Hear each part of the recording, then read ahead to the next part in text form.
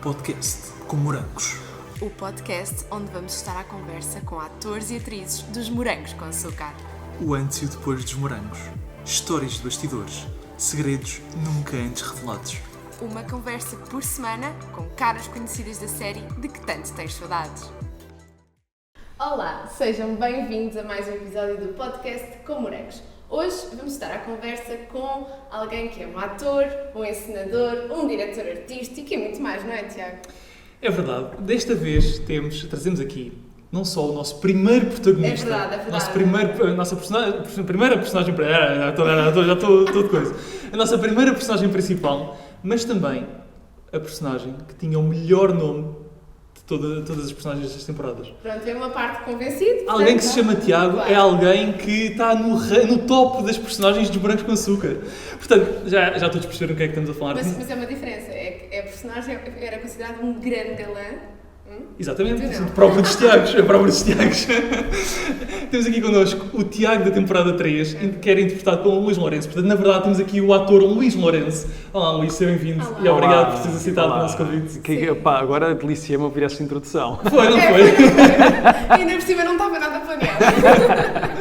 Eu gosto de ser assim, gosto de ser espontâneo, gosto de fugir ao guião. Sim. Eu, a partir da questão do Tiago ser um nome bastante interessante. Pronto, exatamente. Não podes dizer isso, é que senão eu não vou ouvir durante anos e anos. Eu há 17 que ouço, portanto. Pronto, está ótimo. Olha, nós costumamos sempre começar com a mesma pergunta para toda a gente, que é quem é que é a pessoa que nós temos aqui à nossa frente? Neste caso, quem é que é o Luís Lourenço? E a resposta é sempre a mesma. A resposta é sempre a mesma. Pois, é verdade, o que é o Luís Lourenço é um bocadinho de muita coisa e o que está aqui agora é tudo menos aquilo que é o trabalho, ou quando estou a interpretar, ou quando estou a picar paredes, ou quando estou a fazer outra coisa qualquer. Estou aqui neste momento, como diz o outro, no outro programa, que é... Estou aqui como sou, sem maquilhagem. Mais uma referência à definição. É verdade. Muito bom. É verdade. Luís, nós andámos aqui a investigar um bocadinho sobre ti e percebemos que o teu sonho era ser arquiteto. É verdade. Como é que se chega à representação? O meu percurso académico é quase alvo de estudo, é diferente, porque eu passei 3 anos em ciências na minha vida e infeliz, sempre muito infeliz, e depois quando eu mudei para artes descobri realmente eu já sabia que tinha que ir para artes, e então tive 3 anos no secundário em artes e tive uma professora que era muito prática na questão do desenho e etc. E então eu ganhei um fascínio enorme pela arquitetura e era para aí que eu ia. Até surgir um anúncio da Vodafone. Uau! Pois, porque eu era presidente da Associação de Estudantes da Secundária de Cascais. Eu também fui, da secundária de Cascais. Estás a falar assim? Estou a falar a sério, juro. Eu sou de Lisboa, não tenho nada a ver com Como assim? Juro que fui presidente da Associação de Estudantes da secundária de Cascais. Bom, depois de mim... 2014, 2015. Sabes que... Não, desculpa, sim, 2014, 2015. Então vou-te dar uma informação, que oficialmente e legalmente no Portal das Finanças eu continuo a ser o presidente da Associação de Estudantes da Secundária de Cascais. Eu andei o ano letivo inteiro a tentar tratar disso, até me dizerem Tiago, tem cuidado porque ninguém depois só lembrar de mudar novamente e as dívidas podem passar para o teu nome. Eu sou eu. Estão em teu nome e eu sinceramente depois de saber disso não te quis enviar, peço desculpa.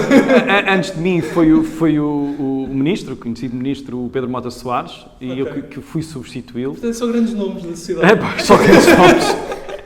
Mas pronto, olha, que engraçado. Olha, então se perguntasses na Poli, eu sou seguramente o aluno que mais anos esteve naquela escola. Sou o maior cursista daquela escola, tive 6 anos. É a primeira vez que eu ouço o nome da escola Poli, isso é no teu núcleo. É verdade. Então se vocês lá perguntarem por LP, principalmente os professores vão saber de quem é que vocês estão a falar.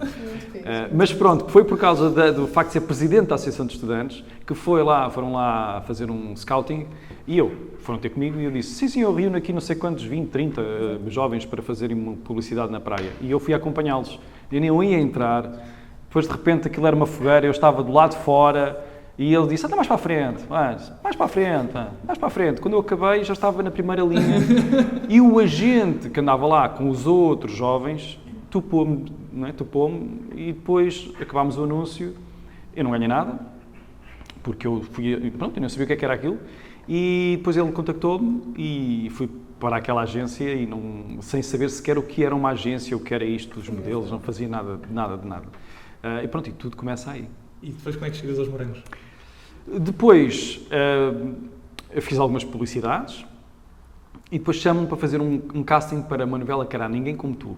Lembro-me perfeitamente, Pronto. era para o Sono em Exatamente. Há muitos anos, para uma personagem que foi depois interpretada pelo Pedro Carvalho.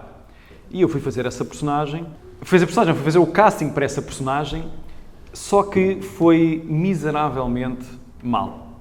Mal, foi tudo muito mal, foi tudo muito horrível, correu mal, repeti 30 mil vezes, saí de lá envergonhado com aquilo que tinha feito e com a certeza que não era nada daquilo que eu tinha que fazer. E não fiquei com o papel, com certeza, claro, é óbvio.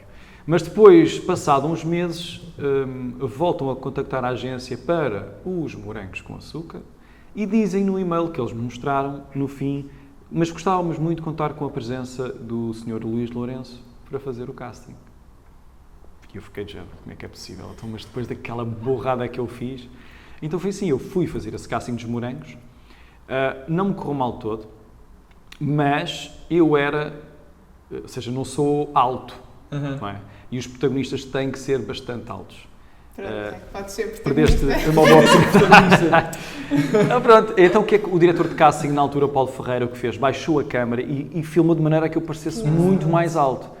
E claro, ganhei, fiquei com o papel de protagonista e só depois, quando eles me viram, é que pensaram: ele não é de facto muito alto. Mas ela também era pequenininha, a Joana Duarte, portanto, olha, funcionou, mas eu acho que fui até ali o protagonista mais baixo, apesar de eu ter uma altura normal. Pois era isso que eu dizia, tu perfeitamente normal. não és assim tão baixo que Não, eu sou perfeitamente também normal, só que eles queriam ser 1,80m, estás a ver? E pronto, foi assim, eu fiquei com... Só que eu fiquei, na semana que eu sabia que ia entrar na Faculdade de Arquitetura de Lisboa, recebo a notícia que entro nos morangos também. Que giro. E depois, esse dilema? Não foi grande, se calhar conseguiu conjugar. Não consegui conjugar, eu era um miúdo e não é como agora, tu recebes uma notícia daquelas, naquela altura, há quase 15, 17 anos atrás, e tu acompanhas a série, tu percebes o impacto daquilo Era e isso tu que eu ia percebes. perguntar, se tu acompanhavas já os morangos. Acompanhava, não era... Espectador assíduo. Não era espectador assíduo, mas naturalmente sabia do impacto que aquilo tinha. Eu lembro de ir fazer o casting dos morangos, ir no metro e ver a publicidade no metro, porque era... Aquilo era impressionante, a publicidade à série. E eu achava, eu não sabia se era o Teixeira, era a Cláudia Teixeira. O antes era o Era o Teixeira o Simão e e a Ana Ana Luísa, exatamente, Simão e Ana Luísa. E eu lembro de olhar e pensar, que sorte que estes têm, pá, devem ser ricos, devem ser... Depois realmente, obviamente eu disse que sim, porque era um projeto único e achei que, depois eu me inscrevo na faculdade. Nem sequer me lembrei. Claro que depois já não me podia inscrever na faculdade, portanto, perdeu-se um arquiteto. Pronto, mas ganha-se um ato. Ganha-se um ato. Ganha-se um ato. E depois apresentam-te o Tiago, então, entregam-te o papel, entregam-te as guidelines do que é o Tiago. Qual é que foi a tua reação? O que é que tu achaste da personagem? Olha, eu achei que eles, para facilitar a fraca qualidade quanto ator que eu e muitos dos meus colegas tinham, eu pensei, mas eles fizeram um papel à minha semelhança, porque era uma personagem que desenhava, era uma personagem que fazia downhill. Eu, apesar de não fazer downhill, fazia BTT e andava muito bem de bicicleta, fazia saltos, ou seja, tinha uma alta perícia no que toca à bicicleta. E então eu achei, eu estava numa escola de artes... Mas eles sabiam disso? Sabiam que eles tinham acesso ao meu currículo. O O meu currículo era longo e eles já tinham acesso ao meu currículo desde Ninguém Como Tu. Portanto, eles perceberam, pode não ir lá pela qualidade artística, mas pelo menos ele não vai dificultar a parte logística. E então a parte de desenhos e de bicicletas a descer, eu fazia uma grande parte dessas cenas. Então sentes que não foste tu que foste ao encontro da personagem, foi a personagem quase que foi escrita para ti? Eu acho que sim, Okay. eu acho que sim. Até um bocado triste eu dizer isto, mas eu até acho que sim. Ou é um acaso da vida muito, muito grande, que acaso, não é? De repente está feita à minha medida, ou então eles escreveram mesmo à minha medida.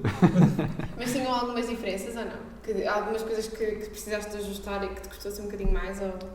Não, porque aliás, na altura, nós temos tão pouca experiência que quanto mais confortável for para nós a personagem, melhor. Não é como agora, que nós dizemos, epá, queria uma personagem assim, quero uma personagem assado. Porque estou no início, estou a dar os primeiros passos. Não é? Claro, quanto mais fácil a coisa for, e eu vi aquilo muito parecido comigo. Eu vejo as minhas entrevistas da altura a dizer, o Tiago é muito parecido comigo, o Tiago é muito parecido comigo. E eu penso agora, isto é ridículo, isto não é suposto ser bom.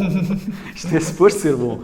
Mas na altura era. Agora eu percebo que uma personagem com um perfil muito parecido com o teu é muito difícil de fazer. E eu tive esse exemplo posteriormente. Mas é muito complicado. Agora, na altura não, na altura nem sequer pensava nisso. Eu só queria, como dizia o nosso realizador, desde que digam o texto e não pisem os cabos, está tudo bem. Está tudo bem. Põe-se música. Olha, eu não sei se tens noção, mas na nossa página de Instagram, eu não quero dizer diariamente, mas semanalmente, chovem mensagens a pedir personagens da temporada 3. Mas mais concretamente a pedir-te a ti e a pedir que a Joana Duarte venha aqui ao nosso podcast. Portanto, Joana, também estás convidada. Mais do que convidada. Agora, a questão é, eles todos querem saber como é que tu e a Joana se davam nos bastidores. Portanto, a nossa pergunta vai ser exatamente essa. Como é que foi criar essa relação, essa química com a Joana Duarte? Como é que vocês se davam? Se foi fácil, se foi difícil? Fala-nos um bocadinho disso. Não, nós não nos conhecíamos. Olha, é assim, nós tínhamos, aliás, eu tinha uma relação cordial com toda a gente, nunca me dei mal com ninguém, mas também nunca me dei muito com toda a gente. Eu tinha um núcleo muito restrito de pessoas com quem me dava. A Joana Duarte era uma colega de trabalho espetacular, mas fruto da nossa inexperiência, minha e dela,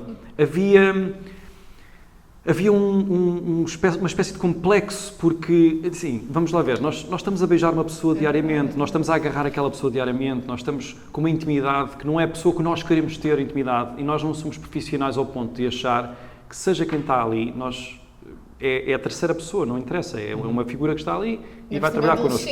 Adolescentes.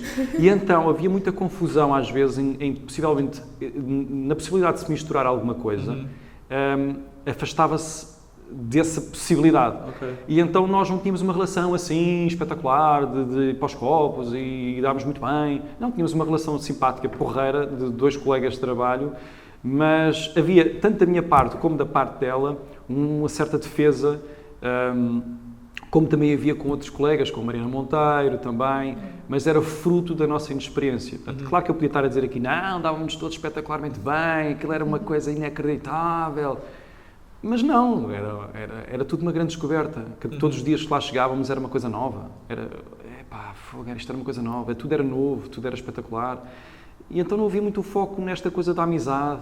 Eu posso-vos dizer que num ano e meio que eu fiz morangos, um ano e meio, não sei, desde os ensaios, desde os ensaios até ao término, eu nunca fui a nenhum jantar, nenhuma festa organizada pelo elenco, nunca. Mas existiam? Ou não? Existiam. Okay. Existiram centenas. Eu nunca fui a nenhuma. Nunca fui. Não porque não gostava deles, mas é porque eu era muito pacato, ia lá fazer o meu trabalho e não misturava muito. E arrependes-te hoje de não ter ido? Não, de todo. Eu não me arrependo, assim, vamos lá ver, eu não me arrependo de absolutamente nada, e isto não é frase clichê, porque se eu não tivesse como estou hoje, eu iria me arrepender de algumas coisas. Mas se foi para chegar aqui, da maneira como estou, então não me arrependo. Okay. Bem visto. Uma vez uma pessoa que me disse uma frase que ainda hoje fica comigo, que é: uma pessoa só se deve arrepender do que não fez. Exatamente.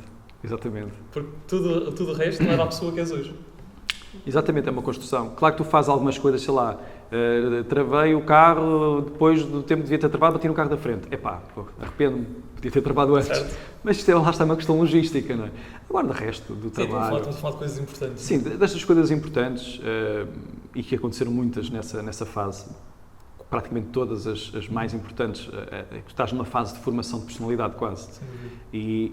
E tu tens de ter muito cuidado. Portanto, o facto de eu não me misturar para certo tipo de ambientes era porque eu era um dos mais velhos também, já tinha 21. A Mariana Monteiro tinha 15. Portanto, é uma diferença grande. Eu, por ter, se calhar, uma consciência e, se calhar, já vir com uma bagagem de estar um bocadinho sobre direção, no caso da escola, na Associação de Estudantes, eu tinha uma visão muito por fora das coisas, então não mostrava, porque eu não queria beber, eu não queria drogas, eu não queria nada disso. E então, pronto, nunca fui um homem do jogo. E falando aqui um bocadinho pronto, já falámos aqui da Joana Duarte também, mas e a tua família dos morangos? Davam-se bem? Também já ouvi dizer. A minha família dos morangos era uma coisa... Era... A nossa família... Era a Sónia Brazão e o Jorge Silva, não era? Jorge Silva, e depois era o João André, e depois era a personagem, era a Catarina, que era a Filipa. Já falámos dela aqui. Sim. A Filipa. Sim, exatamente. E depois era o Salvador Vargas. Exatamente. Nós tínhamos uma relação... Acho que fizeram na altura um estudo para perceber qual era o núcleo que as pessoas mais gostavam de ver. E destacadamente, isto foi a TV que fez, foi o nosso núcleo, o núcleo da nossa família, porque nós éramos mesmo família. Isso transparece totalmente cá para fora. Eu acho. Se vocês tomarem atenção, à minha última cena na minha casa, foi no último episódio, em que eu me estou a despedir do Jorge e estou a sair de casa para ir com a minha mãe comprar não sei o quê, à Staples. Era a Staples, exatamente. Porque era patrocinador. A sair de casa... O Jorge, eu ia a sair já e o Jorge para e mete uma bucha e diz: Tiago, pai, disse uma coisa qualquer. Era a minha última cena, não gravava mais. E ele disse-me aquilo, eu fecho a porta. Bem, eu chorei, eu posso dizer que tudo o que já me aconteceu na vida, eu acho que nunca chorei tanto tempo consecutivo como chorei ali. Eu chorei lá dentro, eu cheguei cá fora, eu voltei para dentro, eu voltei para fora, eu fui para casa, chorei, que nem uma criança. Não foi algo como boa sorte? Foi exatamente uma coisa assim.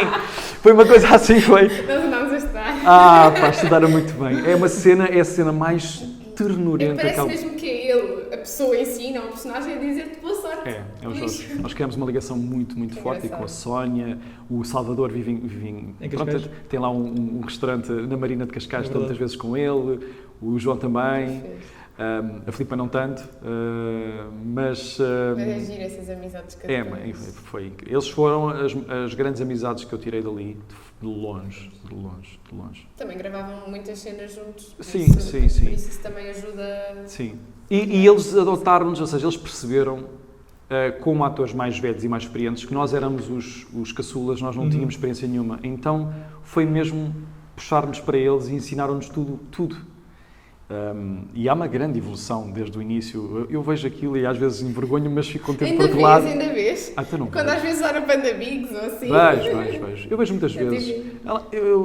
Vamos lá ver. Eu não tenho um pingo de vergonha dos morangos com açúcar. Eu tenho um orgulho brutal. E hoje, diariamente, se eu for para algum sítio que tenha gente, um shopping, não seja onde for, é seguro que 10, 20 pessoas podem não se meter, mas eu ouço-as a dizer: olha, o Tiago. E eu penso: que bom, não é? Que já passaram tantos anos, que bom. E eu faço espetáculos para crianças. E quando vejo aquelas crianças entrar no teatro com 4, 5, 6 anos, as crianças dizem o nome Tiago. Que engraçado, é verdade, nós também já tínhamos comentado isso. Aliás, nós próprios também, às vezes se estiver a dar no Panda Bigs ou na TV, nós ficamos a ver. Eu também. Mas é giro porque começamos a comparar-vos com o agora, então é do género. É muito... Não, e ainda mais, agora para nós, desde que nós começámos o podcast, ainda tem mais piada. Pois é. Nós agora já vos conhecemos mais pessoalmente, já sabemos como é que vocês são, já sabemos, temos tido contacto convosco, e depois pensar, ok, esta personagem realmente não tinha nada a ver com este ator. Ou então são exatamente iguais, tinham a mesma energia. Então desde que nós começámos este podcast tem sido uma coisa também muito gratificante por causa disso. Porque dá para ver uma evolução gigante em praticamente toda a gente. Eu acho que giro, de ficar aqui o meu conselho para vocês, no final, quando vocês acharem que isto chegou ao fim, vocês é que terão que ser entrevistados, porque vocês é que vão ser o alvo, vocês vão ter toda a informação que ninguém tem. Não é? Nós já vamos escrever um livro. Neste momento em que estamos a gravar este podcast, esta gravação, já saíram 10 episódios. Nós temos já gravados outros que vão sair. Neste momento, nós já tínhamos aí histórias para contar que pois, vocês têm um know-how. E nada de mal, ou seja, histórias mesmo engraçadas. Não, às vezes nem precisamos de estar com as pessoas, basta uma conversa no Instagram que já fica uma coisa para contar. E nós temos tido várias conversas com pessoas, com atores dos morangos. E fãs. E até mesmo fãs. Portanto, o retorno, o feedback que nós temos recebido, e agradecemos desde já as mensagens que vocês nos mandam quase diariamente, tem sido inacreditável, mas é exatamente isso, nós já temos tantas histórias para contar, e eu comento isto muitas vezes com a Tânia e até com as pessoas que me rodeiam, eu acho que nós na vida somos... Eu estou demasiado filosófico. Convencido e filosófico, o que mais? Nós na vida somos o resultado das pessoas com quem nos damos e das experiências que temos. Portanto, este podcast também está a moldar para aquilo que vamos ser no futuro. E isso tem sido muito gratificante. Sim. E estão a ter contacto com uma experiência que, felizmente ou não, o que é bom tem que ser... Parece aqueles houve um momento no MasterChef que aconteceu que um dos chefes provou um prato e logo a seguir partiu. Porque ele disse que aquilo estava tão bom, que mais ninguém tinha o direito de provar aquilo. Só ele. Então, pronto, vocês estão a ir buscar experiências que os miúdos que hoje em dia nunca mais na vida vão viver. O facto de não haver redes sociais, não havia Facebook, não havia Instagram, havia Wi-Fi. Ou seja, as pessoas que nos queriam ver tinham que sair de casa para ir fazer quilómetros e quilómetros para nos ver. Tu vais para um restaurante, estás com a escolta policial. Isto não acontece hoje em dia. Portanto, vocês estão a reviver uma fase, a última geração em que não havia contacto, não havia redes. Dali para a seguir à minha geração começam a vir as redes sociais. E é engraçado porque passaram já tantos anos e pronto, nós sempre fomos fãs da série e ainda somos, mas já passaram tantos anos e as pessoas continuam todas, ou seja... Sim. Podiam, ligar-se um pouco mais, mas não, continuam todas lá, até mesmo amigos nossos que, mais chegados a nós, que partilharam connosco, que ideia excelente, reviver esses tempos. Então damos por nós, a olhar também a ir ver as coisas dos morangos, para recordar quando vamos fazer as entrevistas. Portanto, é muito Sim, interessante. no fundo até estudar para estas entrevistas tem tido a sua piada.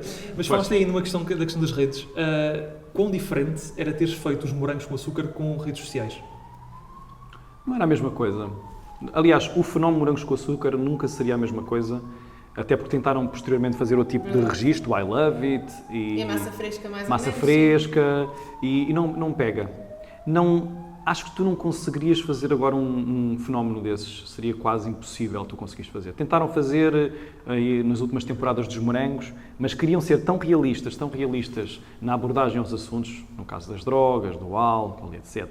Cada vez mais desses temas. E que aquilo acaba, ou seja, tem que haver limites. Havia uma pureza nas primeiras temporadas, uma cena naif, que não existia, já não poderia existir agora. Daí este apego por alguma... É como nós gostarmos dos ABBA e dos Queen. Tu mostras os Queen a um miúdo pequeno ou um AC/DC e eles gostam. E não sabem porquê, mas eles gostam daquilo. Aqui tem qualquer coisa que os cativa. Mas nunca vão haver novamente outros AC/DC? Nunca vão haver. Nunca mais vão existir uns AC/DC. O estilo de música em si Os morangos acabaram na altura certa? Os morangos... Tecnicamente deviam ter acabado um ano depois, porque faziam os 10 anos. Acabaram no 9º, ou seja, morreram na praia.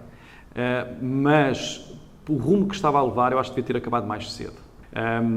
Por isso, eu acho que acabou, se calhar, um bocadinho depois do tempo que devia ter acabado. Andámos também, como tu sabes, aqui a investigar muita coisa e ouvimos dizer que o Crómio, mais conhecido por Tiago Castro, tinha aqui... É outro Tiago, não podes esquecer. É o Tiago. E o Francisco Adam, o Dino, não é? Eram dos mais cómicos da vossa temporada e o próprio Francisco Adam era a alma daquela temporada, que eu ouvi que tu disseste também já aqui numa entrevista passada. Como é que era gravar com eles?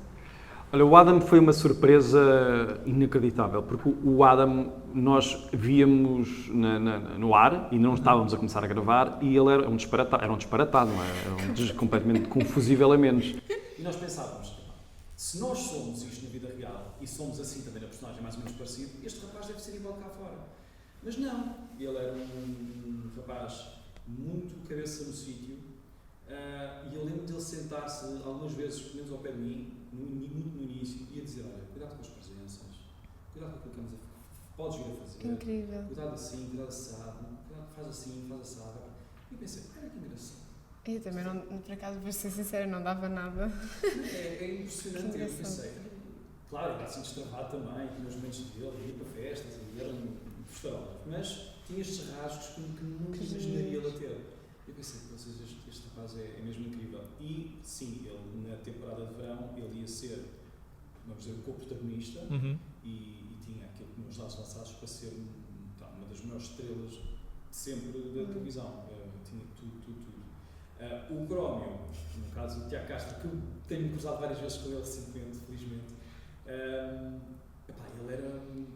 Nós olhávamos para ele e dizíamos, porquê que ele é tão bom e nós não somos assim? Ele vai ficar marcado para sempre, não vale a pena, ele pode fazer tudo e mais alguma coisa que vai ser sempre o Crómio. O Crómio, e aquilo, lá está, ele sim era uma personagem, aquilo era interpretação pura, aquilo era trabalho de ator, coisa que nós olhávamos com fascínio, porque nós não tínhamos aquela qualidade, muito bom, ainda cantava, e ainda havia o Tojó. Exatamente, o Diogo Valsacino. Também era muito engraçado. É verdade. Seja, eram os três, para mim, eles eram muito engraçados. E eles eram o motor, porque a TV fazia isso bem, que era trazer sempre alguns da temporada anterior para se colarem na temporada seguinte. E por alguma razão eles trouxeram os melhores para a terceira temporada. E notou-se a grande diferença. Quero-te fazer agora aqui uma pergunta, fugindo aqui um bocadinho ao guião, mas quero fazer uma pergunta, já que também tem experiência na direção artística, digamos assim. Numa novela, num teatro, numa série, quão importante é ver o núcleo ligado mais ao humor, na tua opinião? Olha, eu sou da opinião que tudo aquilo que se escreve, ou tudo aquilo que se produz para a televisão, ou seja, que seja para o teatro, tem que ter sempre, seja um drama ou não, tem que ter sempre um ponto de fuga. E esse ponto de fuga, a regra geral, é cómico. Qualquer drama o tem, há sempre uma personagem mais tontinha, há sempre um plano mais engraçado, tem que haver sempre. Ninguém aguenta uma novela muito. Aliás, já desde quase século... Não é necessariamente isso recente, porque estou-me aqui a lembrar o Alta Barca do Inferno, tem o Parvo, a personagem do Parvo. E isso... como existe a regra de uma história tem que ter o início, tem que ter o meio, tem que ter o clímax, tem que ter o fim. Nenhuma história pode acabar sem ter um clímax. Existem regras básicas e a comédia, e nós percebemos que nas novelas o público gosta dos núcleos de comédia. Claro que sim. Uma novela que não o tenha, e recentemente já houve uma ou duas que não tinham, e eu lembro de uma na TVI que não tinha, nota-se logo nas audiências. Porque é o que agarra, as pessoas estão ali na atenção e depois vão respirar um bocadinho. Vou fazer um comentário generalista, mas a maioria das pessoas, quer dizer, já há tantos dramas à nossa volta diariamente que o cómico acaba por aliviar um pouquinho. Faz-nos sorrir, portanto, ajuda-nos a distrair do dia-a-dia. Daí, se calhar, também o impacto do humor na ficção. Não vamos mais longe. Nós temos uma produção televisiva que está a fazer 500 episódios, que é o Festa é Festa. Que é só humor. Que é só humor.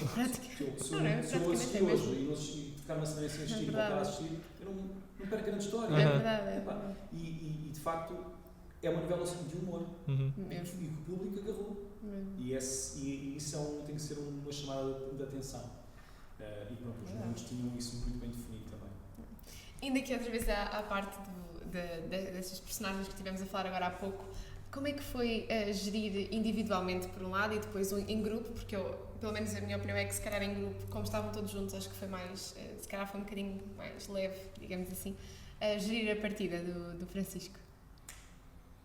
Olha, para uma grande parte das pessoas que lá estavam, foi a primeira vez que lidaram de perto com a partida de alguém e que podemos dizer que na altura seria o mais próximo de um familiar. Nós estávamos muitas vezes mais de 12 horas por dia juntos, de segunda a sábado, ou seja, também se gravava ao sábado, só tínhamos um dia de folga.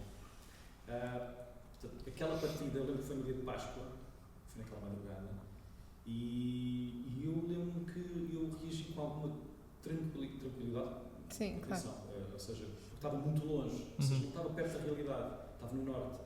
Mas eu lembro-me quando cheguei a Lisboa e que nós nos juntámos todos no estúdio, em que foi o Muniz falar connosco, e ali caiu a ficha. A toda a gente. Foi quando estamos a ouvir o José Eduardo Muniz a falar e começamos a perceber, ele morreu mesmo. A TVI nunca tinha parado as gravações de uma novela. Nós parámos 2 dias, nunca tinha acontecido. Pois é, que ainda por cima vocês eram praticamente todos super novos, portanto... Era tudo muito novo, imagino que e ele 30 pessoas, no caso foi no bar do Fred, isso eu lembro perfeitamente, e chegar a equipa da direção toda e como é comunicar, já sabíamos, mas explicar o que é que estava a passar e que foi Foi ridículo. E a forma como comunicaram, por acaso a mim não me lembro quem é que me ligou. Mas sei que à Ciumara ligaram-lhe a dizer olha, o seu colega Francisco Ada morreu, o que é que tinha a dizer sobre isso? Foi assim, foi de chofre. Imaginem só. Pá, que é como dizerem o teu irmão morreu, o que é que tens a dizer sobre isso? O que é que queres almoçar? Então foi mesmo muito violento. E depois, quando fomos ao funeral, aquilo era uma procissão, eu não conhecia Runa, e eram quilómetros e quilómetros e quilómetros e quilómetros de pessoas a pé. Quilómetros de pessoas. Sim, acho que sim, impactou Foi o país. ridículo. Ridículo no bom sentido, que foi Claro. multidões que Foi vieram de surreal. todo o lado para verem. Eu fiquei impressionadíssimo com aquele momento, com aquela fase. Acho que a luta pela decisão do episódio em si foi muito grande. Chamaram uma data de autores para o que é que se vai fazer, o que é que se vai fazer. Ia-te perguntar isso. E depois não sei quem é que optou por aquele final, mas foi o final mais incrível que... Só para saber, é que Foi poético. nós já falamos tantas vezes disso nos nossos grupos de amigos. Eu estou-me a arrepiar. Aliás, eu por acaso estou um bocadinho, eu estou emocionada, mas não. E o Tiago agora também vai falar sobre isso, mas só o facto, não sei se te recordas, mas eles tinham uma música específica, só para perceberes, nós ainda hoje, quando ouvimos a música, dizemos que é a música do Dino. Portanto, eu acho que era de tal forma- dos Hands on Approach? Não. Não sei Agora agora não- parece bem. If You Give Eu Up? não sei Não, o nome. era If You Give Up. Exatamente. Exatamente. Yeah.